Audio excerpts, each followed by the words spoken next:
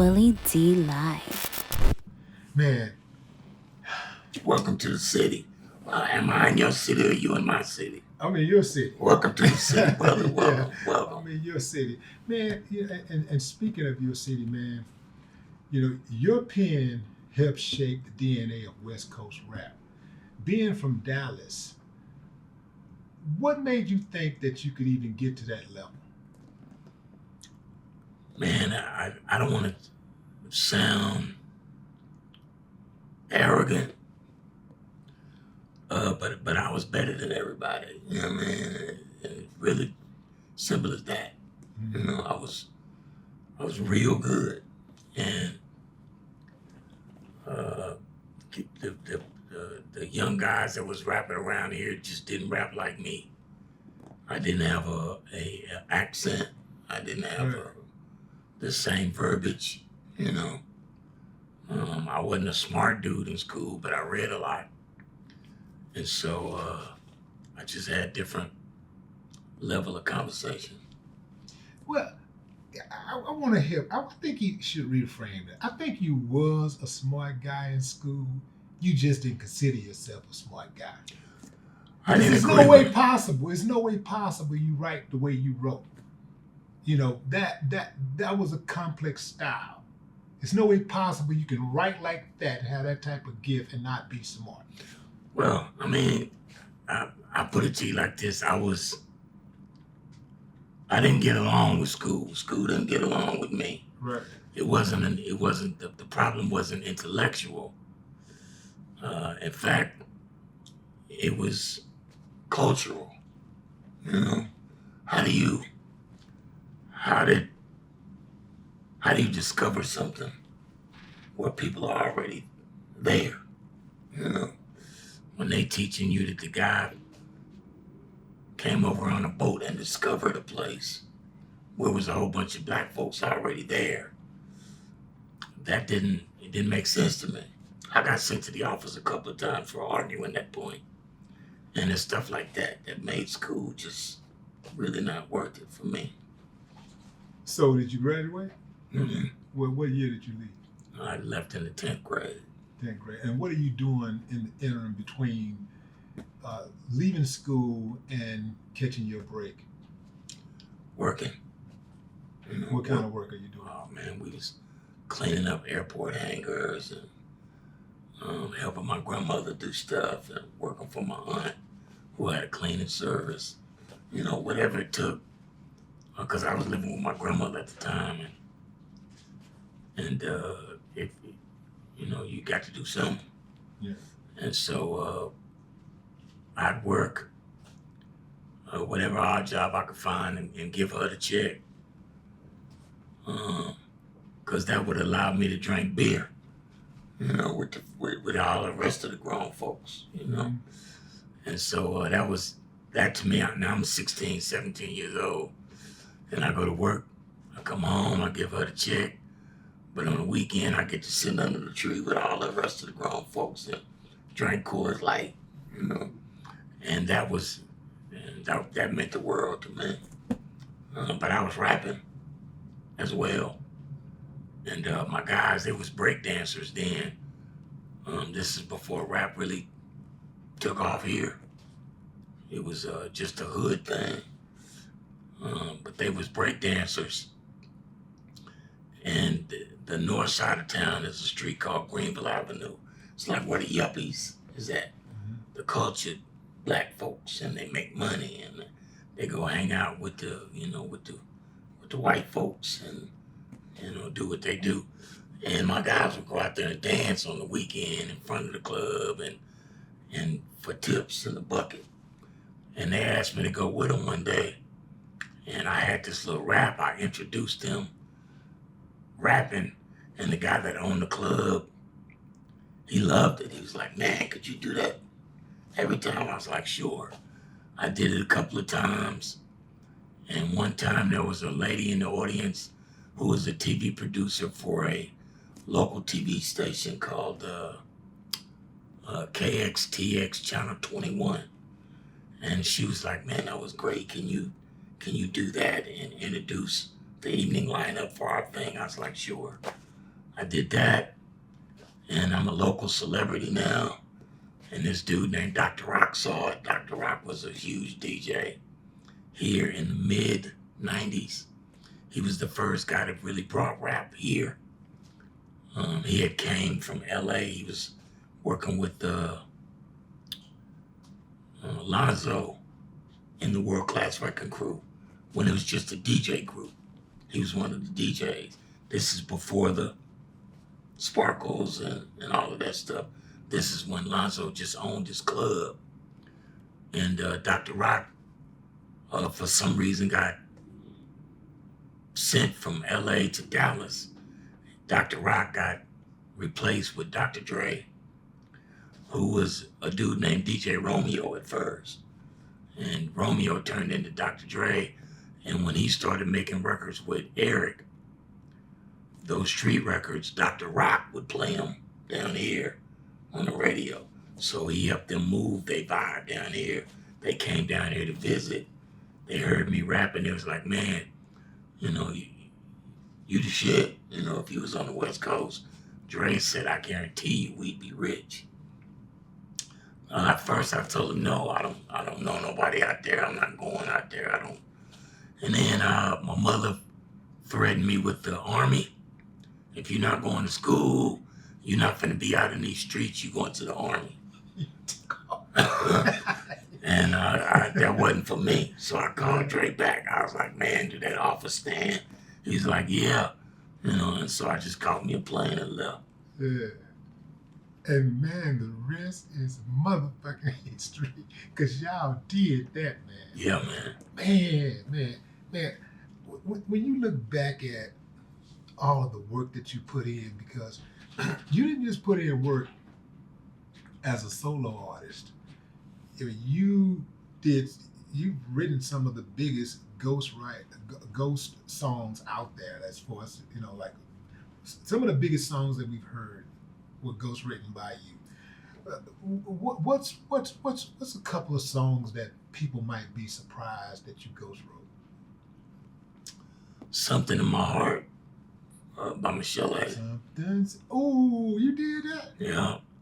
Man, God, come on, man. I already looked at you as that dude. Like I already thought like one of the greatest writers. But man, that's extra, man. That's some extra right there, man. When you're able to step outside of the genre and write a song that's equally competitive to your genre, to the stuff that's in your genre, that's dope. That's dope.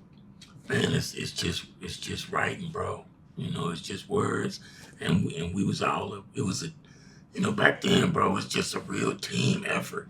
Yeah. Like we was really down for each other in the early days because nobody had nothing. Big money started coming in, and the egos, Yeah. and the crews, the different crews that come, and the accountants and the lawyers start telling you how special you are, Yeah. and how you got to watch that guy and that guy, you know. Back in the early days, it was just it was just 5 or 6 guys that showed up at their studio every morning between 10 or 11.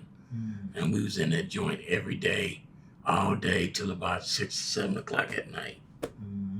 Working, you know, pushing one another, grinding. You know, they say iron sharpens iron. Yeah. That was really what it was, you know, because I wanted to be great. Fuck that. I wanted to be the greatest. But Cube was so good that I battled with him, you know. Maybe sharpen iron. Maybe known to him, maybe unbeknownst to him, but I was trying to tear his ass up daily, you know.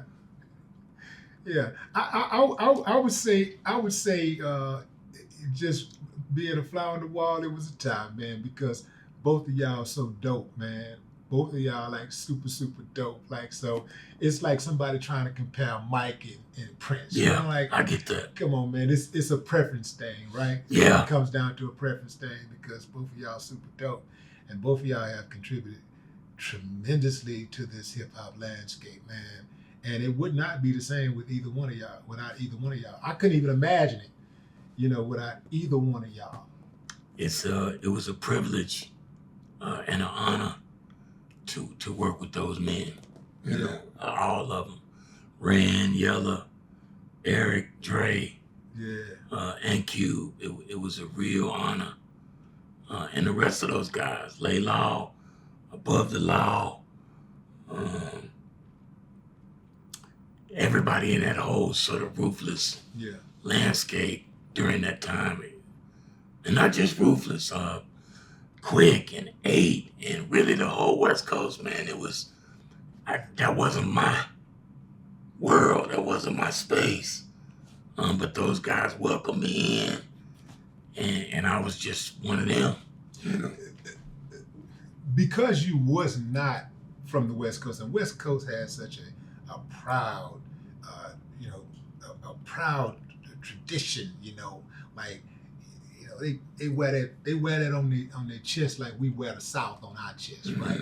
And you being from the South, but you spending a great deal of time on the West Coast, and I know you said that they welcomed you with open arms, but there had to be at least one motherfucker looking upside your head like, nigga, you ain't from here. Oh yeah, There was always a couple of them somewhere, but the rest of the love was always so on point that even when you heard that whisper, nobody else said nothing. Right. When you're in LA and one of them niggas get on your head, it ain't gonna take but a minute before all of them is on your head. Right. That they wasn't doing that with me. It didn't matter who he was. Like if that one dude would be like, man, why he getting away with all of that stuff and nobody would say nothing. But I always looked at it like this, man. I'm a spiritual dude, and it's a God thing. It's not a D.O.C. thing. And so really it's nothing you could do because I was protected. None of y'all niggas could touch me, because God got me out here to serve a purpose. Yeah. What was the reaction, man, after you had the accident, man, and you found out that you lost your voice? What's your initial reaction?